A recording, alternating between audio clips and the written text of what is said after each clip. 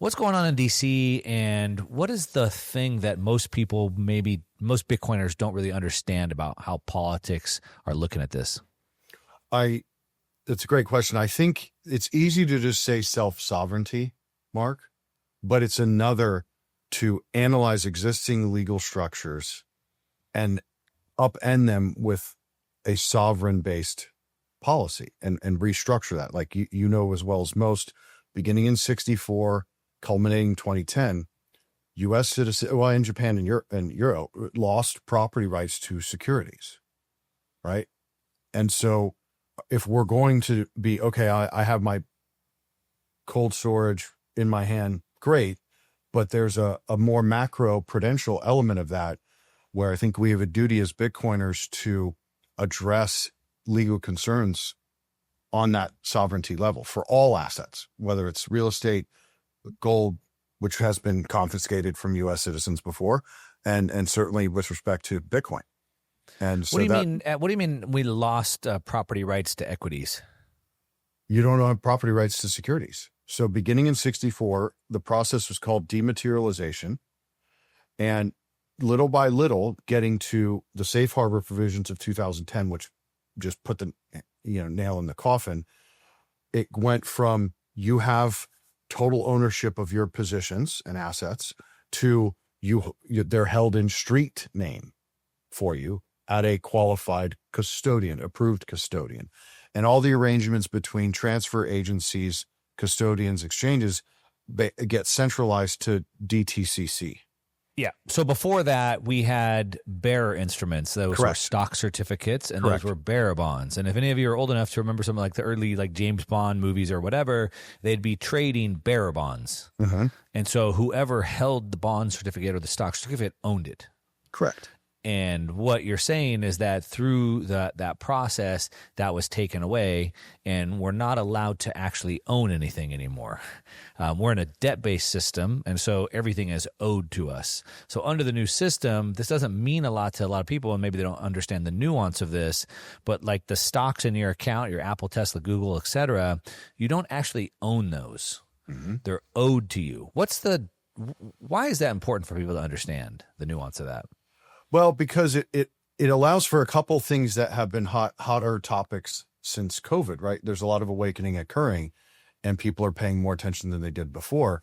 But it's essentially twofold. One is understanding the daisy chain of collateralization that occurs, and two, understanding what your actual risks are. Not because I don't view price as risk, price as opportunity. So, what is the benefit or lack thereof of having those relationships? And then you go to your representative and relitigate, renegotiate the terms of those, right? So if we hold, let's say, $1 million worth of Tesla, it can be rehypothecated an uncountable number of times. And in the event of a custodial bankruptcy, you're screwed. Right. Like sorry. And you can go through, David Rogers Webb is the author of The Great Taking. He actually has the letters of the regulators outlining the actual language. And then you got to go read UCC 8.9. It's right there in front of you. Yeah. And most people don't really understand the implications of that because we haven't actually seen that. But in the Bitcoin and crypto space, we certainly have. And so people found out, unfortunately, the hard way when BlockFi and Celsius and FTX collapsed, that the assets you thought you owned on those platforms didn't actually belong to you. So in the bankruptcy event that those all went through, the assets went with the bankruptcy, and you got any little breadcrumbs that were left over, versus if they still belonged to you, you would have got them back outside of the bankruptcy. And so the same is with the money in your bank. The money in the bank is not yours. You own it. Or I'm sorry, they own it. It's owed to you. You're literally a subordinate creditor on your bank accounts. Yeah, literally. Yeah. So, that's one interesting thing. There's a lot of talk of tokenization of RWAs, real world assets, onto the blockchain, where Larry Fink from BlackRock is talking about this. Hey, well, let's just tokenize all these real world assets. How do you see that playing out in light of these types of laws and regulations that are in place? Great question. So the maybe cynical, skeptical, nefarious viewpoint of that would be it's a trap door to reliquify assets they've already monetized and have possession of, and keep a closed system around those so-called real-world assets so that they don't permeate into the DeFi arena, where outside their control, outside of the collateral. That's why in the Genius bill, they're forcing these stable coins to have treasury collateral at the banks. Then the banks can lever them 50-1. Yeah, but how would so if BlackRock or Robinhood or whatever put these stocks, the real world assets, and maybe even real estate assets or business assets onto tokens? I mean, they already have control of those. So I'm not sure what you mean by it would kind of keep control over that, because they already do.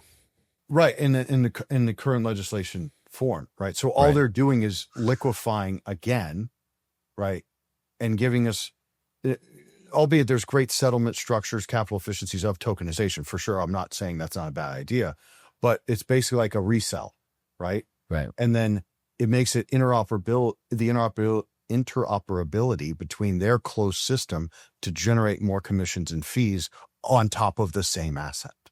Yeah. Because the way I see it is that it's like, to the point that you brought up and we're discussing, is that because we're not allowed to own anything. So with cryptocurrency, with Bitcoin, it's a bearer instrument. If I have the Bitcoin, I have the Bitcoin. No one can take the Bitcoin from me.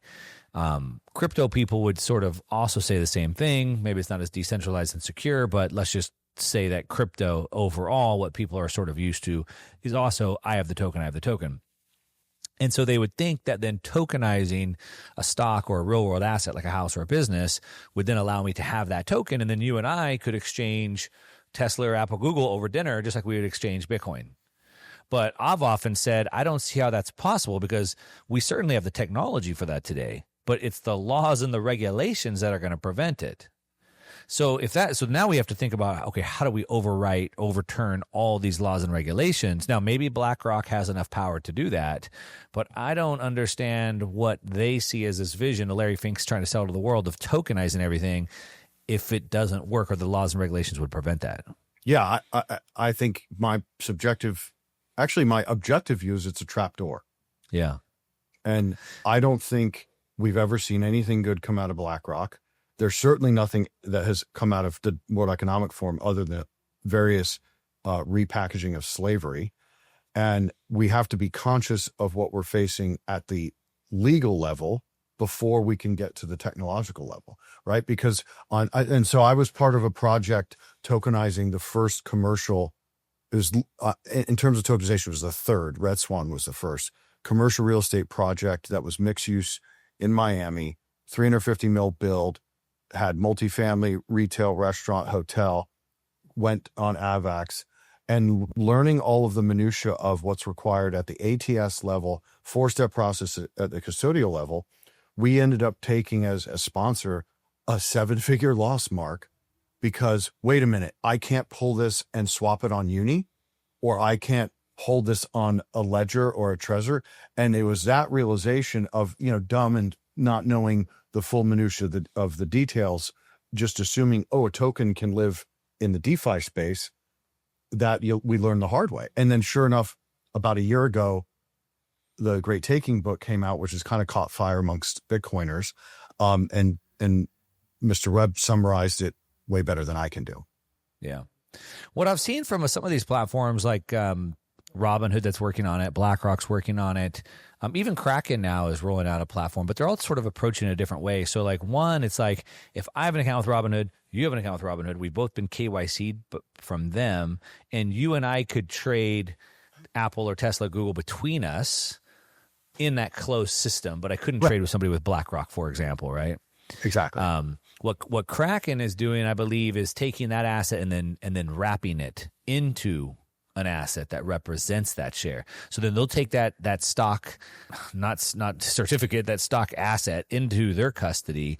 They'll wrap it with a synthetic token that then you can trade the synthetic token. It's not really a bearer instrument, but it represents that. And then the way it works is then I can have that synthetic token, that wrapped token, as a bearer instrument. But if you want, I trade it to you for dinner, and then you want to redeem it, you got to go through the KYC process. Which is, in my view, one step better than the closed system, but is still not fully decentralized. and giving you And the sovereign. it can't be decentralized because it's a real world asset. It's a business. It's a company. It's an equity, right? So it can't be Right. decentralized. It's impossible to. Which then makes me think, then what are we even doing here? It just seems so futile. Like, what's the point? Because they're all a stock is already a tokenized share of the company, and we're trading it digital. So what's the difference? It's essentially legal rights to the earnings at your pro rata share of the distribution of that. Like, yeah, you're right. It's already a token, so to speak, 100%.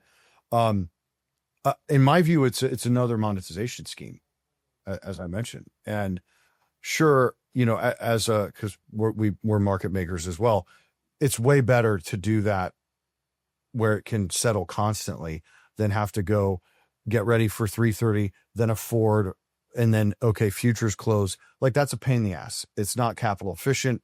It's not cost effective. So would a tokenized version of those same things be better? Yeah.